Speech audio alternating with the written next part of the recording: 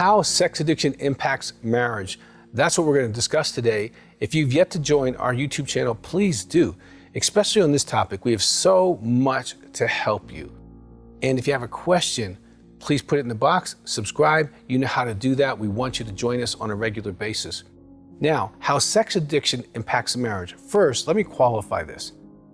I have sat with probably over 5,000 marriages that have dealt with sexual addiction.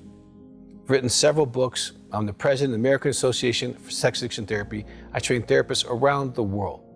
This isn't some little thing that I do. This has been my life's work.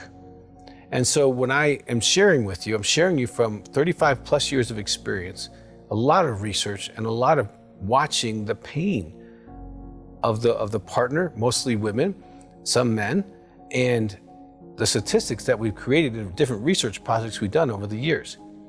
So when I say sex addiction impacts the marriage, it impacts the marriage significantly. But why? Let's start with something generic or general first. Number one is any addiction. Alcohol, drugs, food, sex, porn, prostitutes, whatever it is, causes the person's soul to stop developing in three major areas that are measurable, and also you can see them change if they choose recovery relatively rapidly.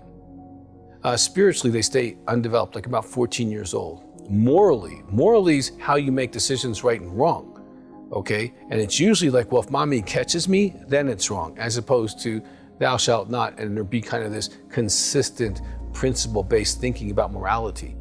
Emotionally is also a part of that, where their emotions are undeveloped. And so what happens is when they have a strong feeling, they medicate it and they run away into the pornography or other forms of behavior. And so you're dealing with a 14-year-old. So just by that itself, over a period of years, the man or woman who's married to the sex addict is going to have to adapt. And they might overeat, they might undereat, they might exercise, they might overwork, they might get involved with kids or stay at work or do something to adapt to the insanity of living with this, 14-year-old who's in a 40-year-old body, okay? Now, the other ways that it can impact a marriage is secrecy.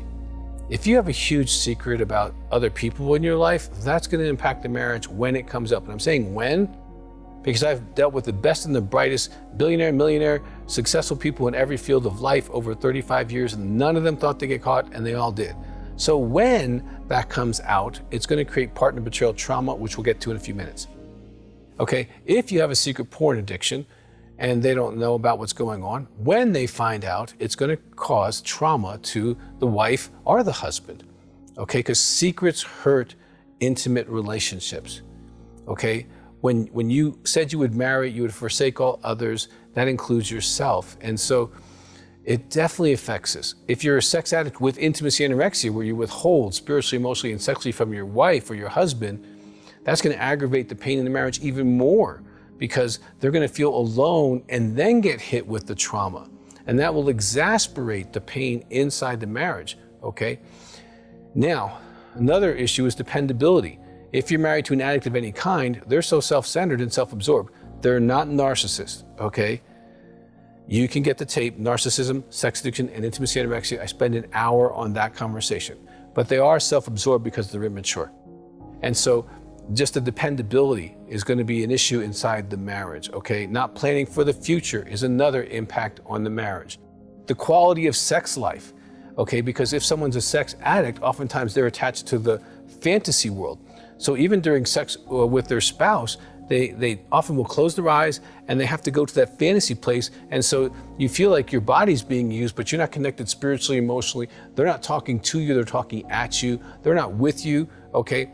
And if you're having that kind of sexuality, the disconnected sexuality, you're feeling really uncherished and unnurtured during sexuality, which is where you're supposed to get a lot of that needs met, okay? So there's some major impacts on this, but let me give you hope. If a sex addict chooses to do recovery, you still will be impacted if you're the wife or the husband. But if they choose to do recovery, most of what we've already talked about will dissipate. They will get mature. They will be more available sexually. They will be spiritually and mostly morally an adult. Now it takes a while, okay? It doesn't happen overnight. I wish it did, okay?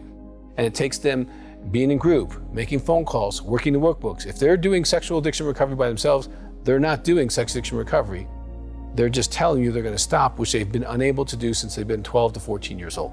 So I wouldn't necessarily buy that unless they're doing a polygraph to verify that they have stopped it. Then you should believe it. Other than that, I would be challenged to believe that that's true.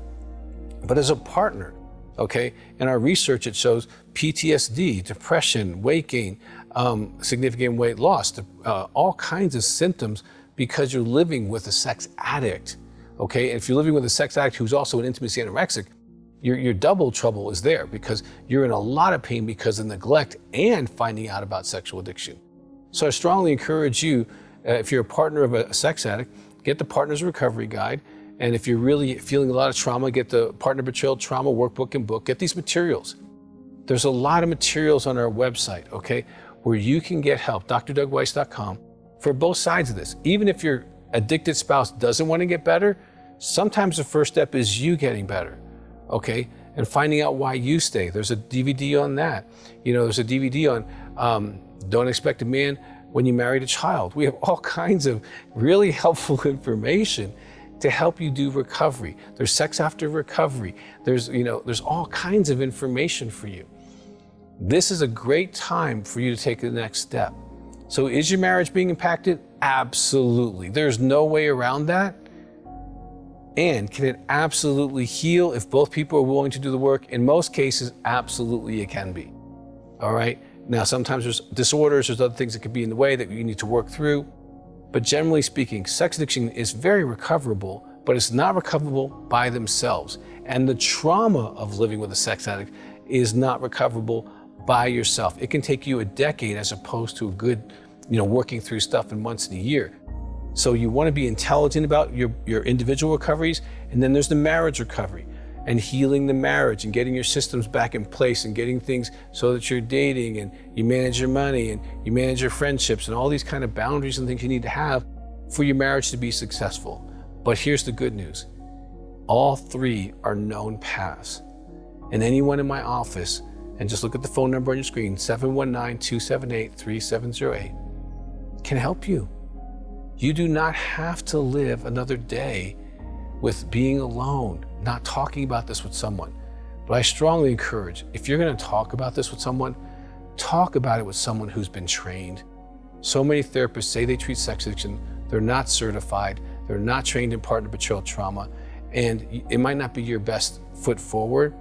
So if your sex addict's willing to get help, let them get intelligent help. If you as a partner and they're not willing, then you start getting help so that you can lessen the impact on you and maybe see what happens in the marriage if they choose to get better.